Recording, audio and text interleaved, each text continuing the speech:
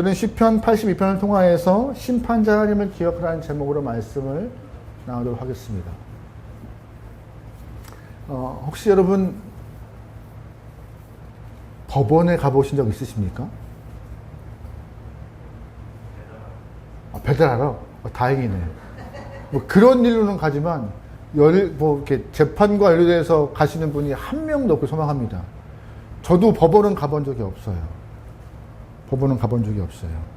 이왕이면 법원 하면은 좀 썩 좋은 이미지도 아니고 재판을 한다는 것 자체가 유쾌한 일이 아닌지라 여러분 남은 삶에 법원 가는 거리가 먼 삶이 되어서 안전함이 있게 소망합니다. 할렐루야. 아멘. 그런데는 본문을 보면은요, 본문의 시인인 아삽의 후손이 하나님께서 법정에 서서 재판하시는 모습을 표현하고 있어요. 근데 좀 무섭게 표현하십니다. 우리 1절 말씀 다 같이 읽어보겠습니다. 시작.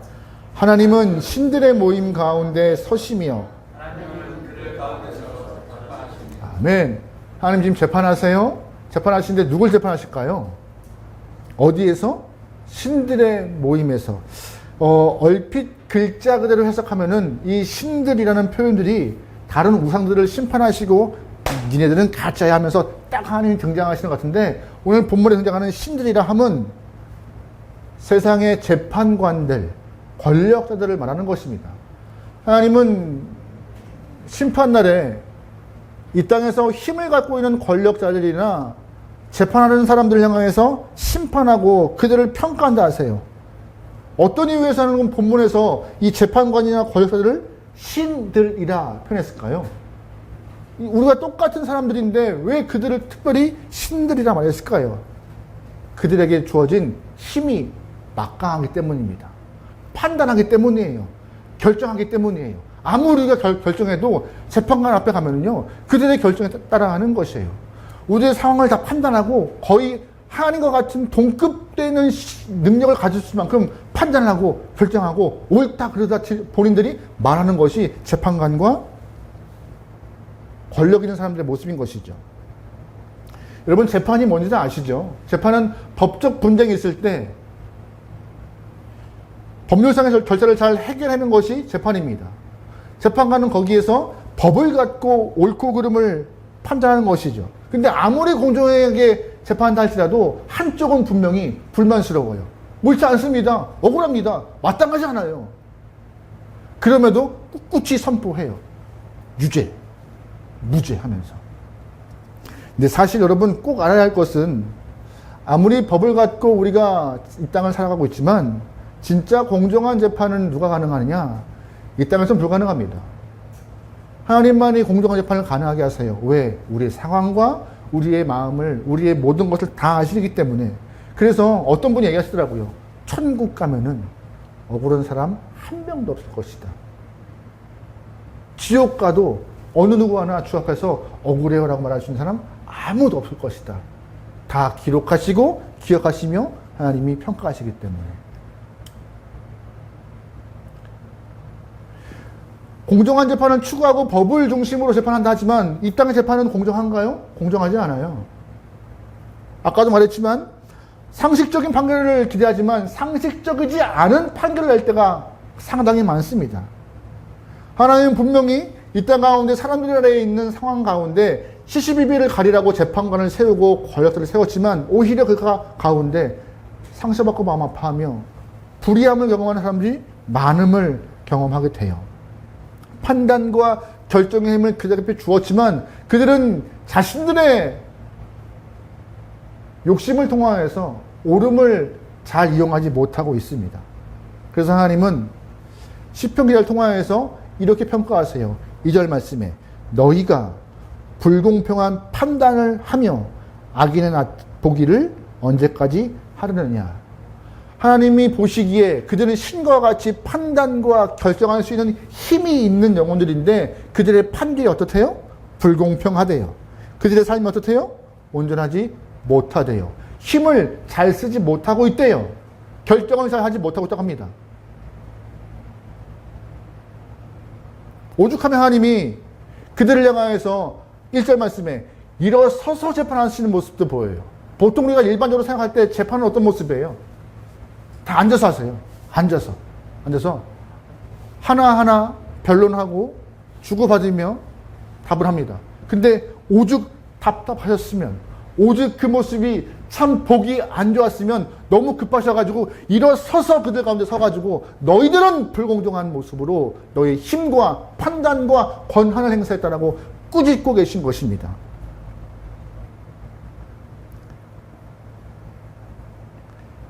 그냥 재판이 어느 한 사건의 시시비비를 가리는 것이 아니라 어느 한 영혼의 인생을 결정짓는 순간인 것이기도 하고, 또한 어찌 보면은 한 영혼의 천국과 지옥을 판결할 수 있는 굉장히 중요한 판단의 순간에도 불구하고 그들은 악한 마음을 품고 온전하지 않은 모습으로 자기의 권한과 힘을 남용하고 있어서 하나님이 하늘 법정에서 그들을 심판한다 말씀하시는 거였어요.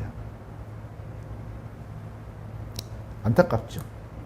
그러면 하나님은 왜 이 땅에 있는 재판관들이나 권력자에게 힘을 주셔서 그들에게 온전한 재판을 하기 원하시는지 아세요? 그들에게 왜 판단과 결정에 힘을 주시는지 아세요? 왜 그들을 신이라 추앙할 만큼 많은 권한을 주시는지 아세요? 딱 하나입니다. 그들을 통하여서 약한 자, 가난한 자를 돌보기 위해서요. 어느 누구 하나 이 땅 가운데 소외되지 않고 다 그들이 보호하여서 살 수 있는 길을 열어주라고 하나님은 재판관과 권력들에게 힘을 주신 것입니다. 우리 3절, 4절 보겠습니다. 같이 봐요. 시작. 가난한 자와 위하여 판단하며 곤란한 자와 궁핍한 자에게 공의를 베풀지며 가난한 자와 궁핍한 자를 구원하여 악인들의 손에서 건질지니라 하신도다. 아멘. 부자가 가난한 자들을 더 착복하고 못된 짓을 할 때 너희들이 판결하여서 그들을 보호하고 힘없는 영혼들을 더 주 안에서 은혜를 경험하게 해야 되는데 왜 너희들은 오히려 부자 손을 들어주고 있으며 왜 공의를 행하지 않고 있느냐라고 따지는 것이죠. 하나님 그래서 공정한 재판 필요해. 나는 너희를 이 땅에 세운 것은 궁핍한 자, 가난한 자, 고아와 과부 그들을 보호하러 세운 건데 왜 너희는 너희의 뜻을 이루기 위해서 애쓰고 있느냐라고 말하고 계신 것이죠. 너희의 뜻. 하나님 내 뜻은 어디가 있고. 그런데 이런 모습이 성경 안에서 자주 보여져요. 생각보다 많은 것 같았어요. 이사야 3장 말씀 보면 이런 표현이 있습니다. 여호와께서 자기 백성의 장로들과 고관들을 신문하러 오시리니 포도원을 삼킨 자는 너희이며 가난한 자에게 탈취한 물건이 너희의 집에 있도다. 여호와께서 백성들의 장로와 고관을 신문하러 오신대요. 근데 신문하고 보시니 포도원을 훔친 자가 누구래요? 장로들과 고관들, 힘 있는 영혼이래요. 또한 오히려 가난한 자들의 물건을 빼앗은 자들이 누구래요? 이스라엘의 장로와 고관들이래요. 힘 있는 자들이래요. 그들을 통하여 가난한 자를 지키라 하셨는데 오히려 그들은 뺏어가고 있습니다. 그뿐인가요? 이사야 5장 말씀에 그들은 뇌물로 말미암아 악인을 의롭다 하고 의인에게서 그 공의를 빼앗도다. 뭐래요? 뇌물 받아서 악한 자를 의롭다 판결하고 의로운 사람들의 그 정의로운 마음을 다 내팽개치는 모습도 발견되었대요. 구약시대. 그때 미가는 또 이런 표현도 있습니다. 그들의 우두머리들은 뇌물을 위하여 뭐하며? 재판하며 그들의 제사장은 삭슬 위하여 교훈하며 그들의 선지자는 돈을 위하여 점을 치면서 여호와를 의뢰하여 이르기를. 그 당시 많은 리더들이 뇌물 받고 재판하며 교훈을 선포하고 가르쳐야 될 제사장들은 돈 받기를 더 사모하고 하나님의 말씀을 선포할 선지자들은 점쳐주는 모습으로 그들의 인생이 조금씩 바뀌어가는 삶이 되었대요. 하나님은 그러려고 그들을 세운 것이 아닌데 자기의 위치를 망각하는 모습이 많았다고 합니다. 오죽하면 오늘 본문 5절 말씀에서 그러나 그들은 깨닫지 못하고 분별력도 없고 어둠 속에서 헤매고 있으며 땅의 기초를 송두리째 흔들었대요. 하나님이 그들을 통하여서 기초를 세우고 바른 길을 세워서 하나님의 백성들이 잘 사는 모습을 보여주기 위해서 주야를 세웠는데 오히려 스스로가 망쳐버린 꼴이 되었더라고 하나님은 그들을 훈계하고 책망하십니다. 왜 이런 모습을 보였을까요? 왜 이런 모습이?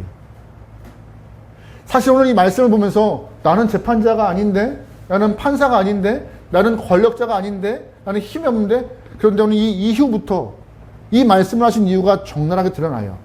왜 이들이 자기의 가진 권한을 마음대로 썼는지 그 이유를 보면서 아, 우리에게도 하시는 말씀이 이 말씀이구나라고 우리가 알 수 있는 것이죠. 첫 번째, 왜 하나님께서 이 재판장과 이 힘 있는 사람들을 꾸짖으시냐 하면은 그들의 잘못된 태도와 모습 때문인 것입니다. 왜냐? 그들은요, 하나님의 심판을 믿지 않았기 때문이에요. 뭘 안 믿어요? 심판 안 믿어가지고 막 싼 거예요. 나는 지금 이 자리에서 나에게 주어진 권한과 힘이 있으니 그 힘, 나를 위해서, 내 삶을 위해서 그냥 쓸 거야라고 그렇게 생각했던 것이죠. 심판에 대한 마음이 없는 것이에요. 다시 오실 주님에 대한 마음이 없는 것이에요. 하나님이 우리를 향하여서 좌우를 구분하시며 선과 악을 구분하시며 천국과 지옥으로 심판하실 그 마음에 대해서, 계획에 대해서 전혀 개의치 않았다고 오늘 하나님은 꾸짖고 있는 것입니다. 여러분, 우리 삶에 하나님의 심판을 갖고 있는 사람과 안 갖고 있는 사람은요, 삶의 모습이 다릅니다. 창세기 1장 보면은 큰 일이 발생해요. 바로 하나님께서 노아를 불러요. 노아를 불러서 이제 비가 올 거야. 비가 와서 이 땅을 내가 심판할 텐데 너 배 져, 방주 져. 하나님, 언제요? 이 땅에 비가 올 거야. 심판할 거야. 너 배 져. 그러니까 언제요, 하나님? 이 땅에 비가 올 거야. 너 배 져, 방주 져. 짓기 시작합니다. 뚝딱뚝딱 짓기 시작해요. 얼마 동안 졌을까요? 한 달? 1년 2개월? 10년이요? 120년 동안 돼요. 방전을 해요. 뭐 하나 때문에요? 심판이 있다라는 그 하나 때문에. 주변은 다 비웃어요. 야, 언제 오니? 너 직업 바꿨어, 목수로? 너 직업이 배 만드는 사람 바꿨어? 아랑곳하지 않아요. 뭐 때문에요? 하나님이 심판한다는 그 하나 때문에. 심판을 갖고 있는 사람 노아와 가족은 그 이후 방주가 완성되어서 비가 와서 사람들이 다 아우성 칠 때 그들은 방주에 들어가 삶을 이어갑니다. 하지만 오랫동안 노아를 피웠던 수많은 사람들은, 심판에 개의치 않는 사람들은 결국 물에 심판을 당하는 모습이 나와요. 우리의 삶은 항상 긴장해야 해요. 나에게 평가가 있음을. 우리 학생들이 이제 시험 끝났죠? 아직 안 끝났어? 대학생은 끝났고 고등학생은 안 끝났습니다. 이제 긴장이죠. 긴장의 연속일 텐데 하루에 한 과목, 두 과목 시험 보면서 한 일주일. 저는 그거 참 안 좋은 것 같아. 너무 길어. 꼭 주일 끼고 못 놀게 애들 수, 목, 금 시험 보고 월, 화, 수 시험 보고. 차라리 월, 화, 수, 목, 금 딱 쉬고 딱 하면 좋지. 그지? 나를 밀어. 교육부 장관으로 밀어. 바꿔줄게. 어쨌든. 근데 여러분 시험 보면요, 아주 긴장해요. 대학생이든 고등학생이든 긴장 많이 합니다. 근데 그거 아세요? 시험 딱 끝나면은 확 풀어져서 놀기 바빠요. 신기하죠? 시험이 앞에 있는 것만 생각해도 긴장하는 애들인데, 그러면 신앙인으로서 하나님의 시험은 전혀 생각 안 하는 것이죠, 우리가. 눈앞에 중간고사, 기말고사, 성적표 들이밀 때는 긴장하지만 가끔씩 하나님이 매 순간마다, 매달마다 우리에게 성적표를 주시면 좋겠어요. 너의 믿음의 점수, 믿음의 온도 딱 하시면은 매번 긴장할걸? 근데 그렇게 긴장하는 삶이 오히려 우리의 신앙을 더 주 앞에 가까이 가는 삶인데 하나님은 그렇게 하지 않으세요. 믿으시는 거죠. 잘 살아. 그리고 언제 심판하시는 거예요? 마지막 때. 근데 오늘 본문에 있는 사람들은 그거 신경 안 쓰는 거였어요. 그게 뭐가 있어, 심판이. 하니 뭐, 그거 뭐. 로마서 2장 말씀에 이런 표현이 있습니다. 같이 볼게요. 시작. 이런 일은 내가 전하는 복음대로 하나님께서 그리스도를 내세우셔서 사람들이 감추고 있는 비밀들을 심판하시는 그날에 드러날 것이니. 언제 드러나요? 심판하시는 날. 너희가 아무리 잘 살았다 거짓말해도 그때가 되면 다 드러날 거야. 심판이 없어? 있어. 조심해야 돼. 내가 지금 말하고 있는 복음의 비밀들 다 그때 진실이라고 알걸? 긴장해. 주위에 이 얘기하고 있는 거예요 지금. 다 드러나요. 다 드러나면 정말 창피해집니다. 부모들이 아이들을 키우면서 가장 속상할 때가 언제인지 아세요? 성적 안 나올 때요? 그건 덜 속상하더라고요. 만약에 투자한 것이 교육비로 많이 나갔던 것이 많으면은 좀 속상하겠지만 저는 덜 속상하더라고요. 오히려 언제 속상하냐? 거짓말 할 때요. 거짓말 할 때. 얼마나 부모를 기만하면 거짓말을 할까? 근데 똑같은 거예요. 하나님 앞에서 아닌 척, 긴 척, 해본 척 다 한들 뭐합니까? 다 드러날 거. 하나님 기만하는 겁니다. 더 혼나요. 한 가족이 자동차를 몰고 도로를 운행하는데 속도 위반을 했어요. 경찰에 걸렸습니다. 경찰이 세워서 한마디 합니다. 속도 위반입니다. 그러자 운전하시는 남성분께서 죄송합니다. 제가 그만 술을 먹고 말았습니다. 음주운전 추가입니다. 라고 말하자 옆에 있던 부인께서 이 사람이 무면허라 면허가 없어서 술을 안 먹으면 운전을 못해요. 무면허 추가입니다. 하고 있다가 장모님께서 하시는 말씀이 거봐 훔친 차를 타고 가면 오래 못 간다고 했잖아. 절도죄 추가입니다. 라고 하면서 온 가족이 다 우스갯소리지만 심판날 다 드러나요. 이렇게 말하고 싶지 않아도 다 드러날 때가 있다는 거예요. 그 전에 항상 심판을 기억하며 주 앞에서 정직해야 할 수 있는 여러분들에게 소망합니다. 그게 우리 앞에 승리하는 길이에요. 두 번째, 오늘 본문 보면은 이 재판관들이 왜 이렇게 막 살까요? 하나님 마음 신경 안 쓰고 왜 막 살까요? 자기의 권한과 힘을 막 이용할까요? 딱 하나입니다. 자신들은 이 땅 가운데 특별한 존재같이 생각하는 거예요. 특별한 존재. 그거 아닌데. 우리 6절, 7절 다 같이 보겠습니다. 시작. 내가 말하기를 너희는 신들이며 다 지존자의 아들들이라 하였으나 그러나 너희는 사람들처럼 죽으며 아멘. 너희가 아무리 사람들이 신처럼 높이 쳐들고 힘이 있고 판단하고 결정할 수 있는 권한과 힘이 있다 한들 너희가 뭐래요? 7절 말씀에 너희는 누구처럼? 사람처럼이래요. 사람처럼. 질문 드려볼게요. 사람이 어떤 존재일까요? 강합니까? 오늘 본문에는 이 사람은요, 히브리 말로 아담이에요. 다시 말해서 아담과 같은 존재네요. 아담이 어떤 존재예요? 처음에는 하나님이 주의 형상으로 이쁘게 만드는 존재입니다. 너무 완벽했으면 하지만 죄를 져서 그 영혼이 결국 어떻게 했어요? 흙으로 돌아가는 아무것도 아닌 존재가 됐어요.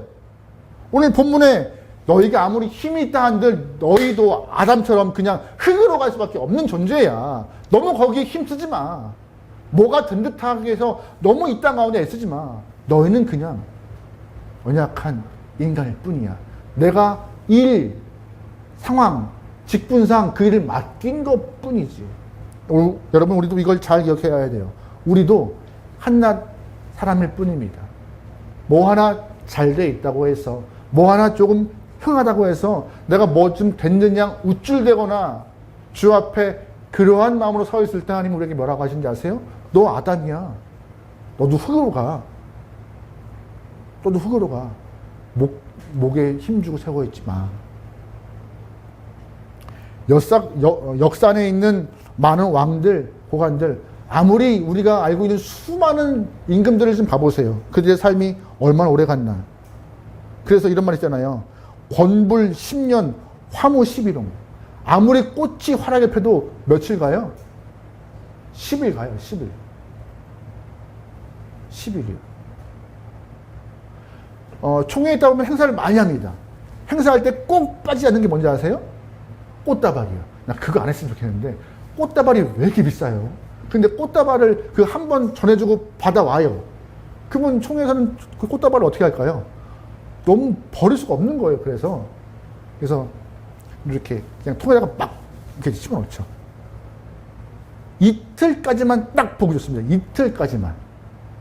근데 그 다음부터 그 물 색깔이 변하기 시작하면서 스물스물 냄새가 올라오기 시작해요. 제가 항상 하죠. 아, 이거 하지 마. 그냥 버려. 물 담지 말라고. 근데 또 하시는 분들은 아까워서 꽃 하나에 4만 원, 5만 원? 그 더 이상 할 텐데. 보통 행사하면은 대여섯 개씩 하거든요.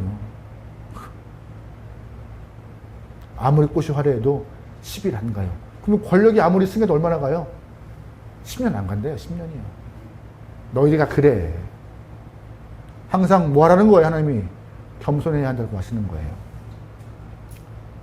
그래서 우리에게 말씀하십니다. 그러면 어떻게 살아야 되느냐? 8절 다 같이 볼게요. 시작. 하나님이여 일어나사 세상을 심판하소서. 모든 나라가 주의 소유이기 때문이다. 아멘. 이 땅의 주관자가 하나님이시기 때문에 그 앞에서 겸손함 유지하며 하나님의 심판을 생각하며 언제나 주의 말씀을 기억하며 살아가는 삶이 옳은 삶이야. 지금 있는 모습이 너무 치화해서 막 살지 말고, 힘이 있다고 그냥 그러지 말고, 분명한 것은 주의 심판날이 올 것입니다. 주님이 재림하여서 우리를 판단하실 날이 올 거예요. 그때 우리 함께하는 게 모든 영혼들은 다 주님 평가를 받아 오른쪽에 있기 소망합니다. 천국에 들어가 하나님과 함께 즐거운 생활들을 할 수 있게 소망해요.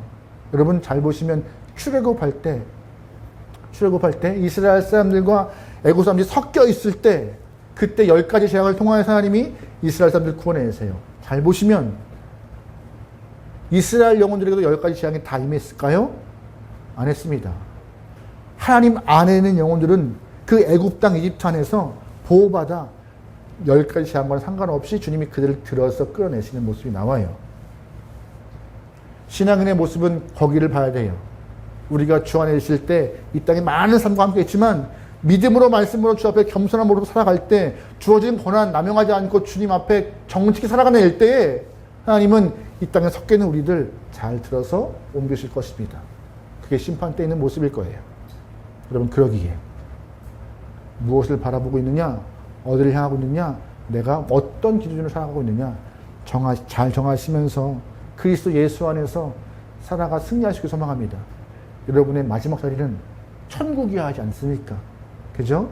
모두가 천국에서 다시 만날 것을 기대하며 지금의 삶은 조금 쉽지 않다 할지라도 믿음 꺾지 않고 주의 길을 걸어갈 수 있는 하나님의 귀한 영혼 되기를 주님으로 축원합니다. 아멘.